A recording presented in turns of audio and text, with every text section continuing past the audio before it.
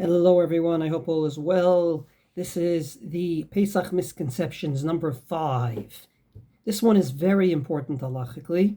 Therefore, if you didn't listen for the last 4, it would be great if you listened to this one because this is for your own good. And I'll start with a story. There was one year in our house that we did Bedikat Chametz on the night before Pesach. And lo and behold, not only did we find those 10 pieces of bread, more than a kazayit, as we spoke about, but we even found 2 real noodles, not cooked noodles, but noodles that fell out of the noodle bag, nice and hard, and they looked like, if I could say it nicely, any self-righteous mouse or dog wouldn't eat them. So everyone got excited. We actually found real chametz, and it was really with a heavy heart that I had to break it to them. This is not chametz.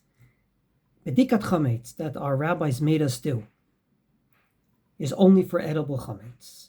And I return to what I've already said.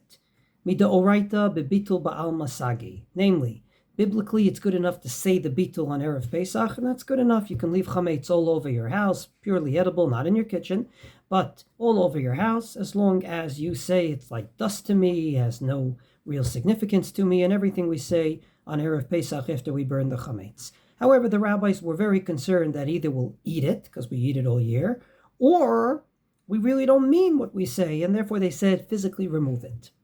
Because of that, it has to be something that at least there's a viability that you may eat. Namely, it's chametz that you either will eat, or when you said it's like dust to me, you didn't mean it because it's edible, and if it wasn't Pesach, you would have ate it. You would have ate it. Therefore, it has to be edible. From this perspective, those 2 little noodles were not edible. They were not cooked yet. They looked like, thank God, a few additional layers of mold were on them. And therefore, with the greatest respect to a good bdika, they did not do the trick. It has to be edible chametz. This has another nafkamina, and that is the burning of the chametz. So many of us live in places where it's not so easy to burn the chametz on Erev Pesach. It's windy, sometimes it's cloudy, sometimes it's raining. From this perspective, many people say, great, let's take some oil, let's take some combustible something or another, put it onto the chametz, and it will burn nicely. There's no question it will burn nicely. There's only one problem. If you put that on the chametz before you burn it, it's no longer chametz. Chametz has to be something edible for at least a dog's consumption. If you put something on it that makes it unedible, be it bleach or be it some sort of lighter fluid, it's no longer edible, and therefore it's no longer burning chametz, it's burning something else. From this perspective, A, you look for chametz that's edible, so make sure the 10 pieces of bread are edible. B, do not, I repeat, do not pour on it anything like any sort of lighter fluid that would make it inedible.